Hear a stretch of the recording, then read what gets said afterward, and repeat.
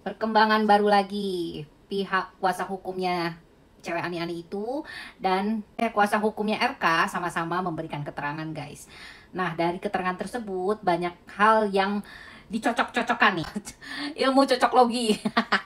Nah, ada kemiripan katanya gitu. Ada kemiripan pada saat itu pertemuannya di Palembang berapa hari. Misal nih guys, misal kalau memang iya terjadi ada pertemuan dan masuk di sebuah ruangan ya kan, lalu terjadi ya mau sekali kek bisa aja jadi hamil guys gitu, bisa itu. Cuma ya kan selama 3 hari katanya dia berturut-turut atau gimana kan kita nggak jelas kan di sana, tapi berdasarkan keterangan masa kerja pada saat RK dalam kunjungan kerja itu 3 hari, dan si perempuan itu juga 3 hari katanya gitu. Pejabat-pejabat hal kayak gini tuh menurut saya sih nggak asing gitu loh guys. Cuma kan memang harus dibuktikan kebenarannya. Jangan sampai menyakiti hati siapapun, terutama istri dan keluarganya Pak RK gitu loh. Karena bagaimanapun juga kita semua kan menaruh rasa simpati yang luar biasa ya terhadap istrinya, keluarganya barangkali begitu sakit gitu ya, mendengar berita seperti ini udah kayak geledek aja gitu. Nah perempuan itu udah jelas-jelas memang kerjaannya Ani-Ani ya seperti itu ya kan, merusak hubungan rumah tangga, semakin terusak semakin bahagia dia gitu loh. Ada rasa adrenalin dalam orang-orang seperti itu ya guys. Memang dia terlahir dari orang yang mempunyai adrenalin untuk berselingkuh guys, atau untuk merebut suami orang. Itu ada guys. Jadi dalam dalam psikologi itu ada jiwa orang yang memang mempunyai adrenalin untuk merebut hak orang lain, itu ada gitu loh ya. Jadi memang gangguan psikologis bisa juga termasuk begitu gitu loh. Karena apa? Ini bukan diagnosa ya, tapi ini analisis ya guys, bukan diagnosis. Ini analisis. Dalam jurnal pun ada, apabila ada orang melakukan sebuah perselingkuhan, itu ada dalam jiwa seseorang itu tumbuh adrenalin, sensasi untuk merebut atau memiliki punya orang, terus ada rasa kepuasan dan sebagainya, itu ada guys gitu loh. Jadi memang itulah dalam tanda kutip ya, Ani-Ani itu memang jiwanya memang ke hal yang kesana gitu. Ya kalau dalam perselingkuhan dua-duanya salah gitu, yang jelas itu salah. Kemarin tuh waktu pas saya bikin VT kemarin, ya dua-duanya salah ya, jelas lah namanya orang selingkuh. Kalau tidak ada interaksi antara keduanya ya nggak bakalan terjadilah perselingkuhan itu, ya kan? Cuma yang menitik beratkan adalah si perempuan itu, kan udah jelas laki-laki tersebut mempunyai keluarga dan istri dan anak gitu ya. Menurut saya sudahlah, jangan dikasih panggung lah, jangan diperbesar lagi pada berbunculan tuh Ani-Ani, nggak suka kan gitu loh. Jadi ini juga merusak mental, jangan jadi pengesahan gitu loh bahwa ini menormalisasi bahwa seorang Ani-Ani menuntut haknya gitu. Lucu loh gitu loh. Dalam sisi agama pun juga nggak boleh, apalagi dalam sisi psikologi gitu loh. Dalam sisi psikologi juga interaksi kedua belah pihak itu tetap tidak dibenarkan gitu loh. Yang namanya perselingkuhan itu tetap tidak dibenarkan guys gitu ya. Mau katanya dibilang harus introspeksi lah istrinya, tidak ada begitulah, nggak bakalan ada kayak begitu kalau memang keduanya, antara dua orang insan tersebut melakukan hal-hal yang memang di luar batas kenormalan. Yang ada adalah nafsu gitu loh guys, bener nggak? Nafsu gitu. Jadi ya sudahlah, saya sih apa ya, kita kawal terus aja, tapi jangan kasih panggung ya tuh Ani-Ani ya, aku nggak suka lah gitu. Jangan sampai hal ini menjadi normalisasi gitu loh.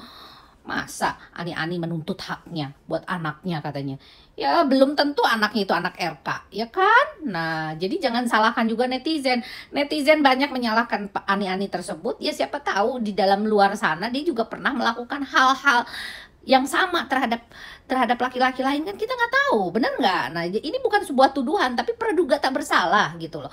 Hal tersebut ya banyak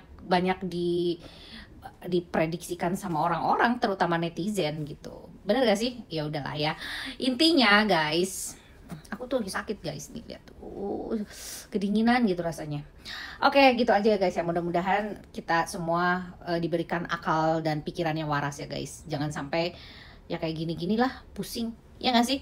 Salam Rita Gading. Oke, selamat sore buat teman-teman media. Ini kita sebagai kuasa hukum dari saudara LM.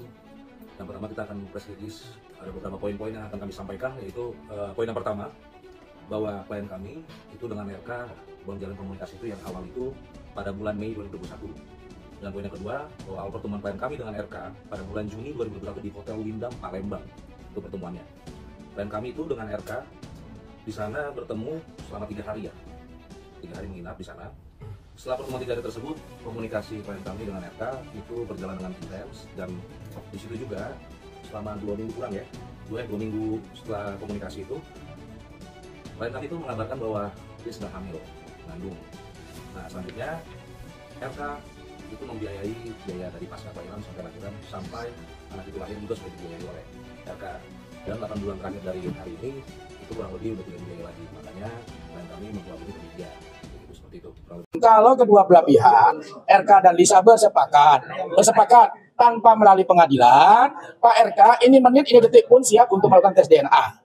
Jadi gini, kan saya sudah sampaikan tadi bahwa seyogianya, ingat ya, seyogianya bahwa kasus ini memang kalau tes DNA itu melalui putusan pengadilan, kan gitu melalui gugatan perdata. Namun kalau kedua belah pihak, RK dan Lisa bersepakat tanpa melalui pengadilan, Pak RK ini menit ini detik pun siap untuk melakukan tes DNA, melalui tentunya mengajukan permohonan ke divisi DVI Mabes Polri. Kira-kira begitu. Itu. Bang, ini kan dari Abang tadi bilang menunggu dari pihak LM untuk ajukan bukti secara komplit buat proses hukum.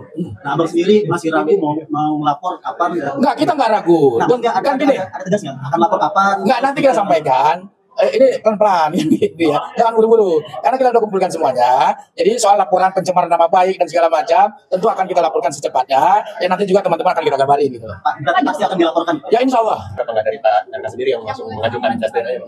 Nah tentu kan ini kan sudah kan begini. Ini kan bermula saya katakan tadi, bermula yang disampaikan oleh LM di media sosial. Ini kan menjadi polemik, kan begitu. Karena ini menjadi polemik, nah tentunya ya kami yang menjawab.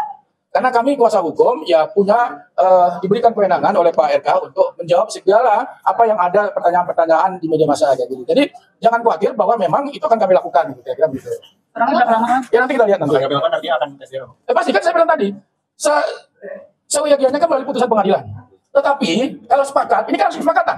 Kan nggak bisa tanpa kesepakatan, harus kesepakatan kedua belah pihak, Pak RK maupun pihaknya LM, kemudian mengajukan secara mandiri. Nah, saya katakan tadi, kapanpun Pak RK siap untuk melakukan itu. Konsekuensi hukumnya tentu ada. Kira-kira gitu.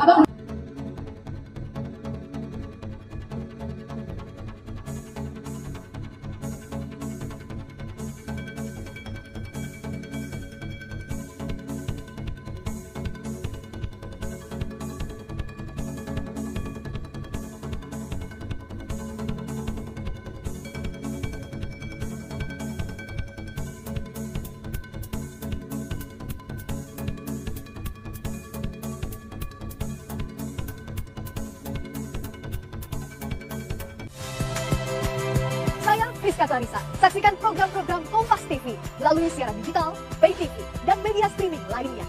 Kompas TV, independen,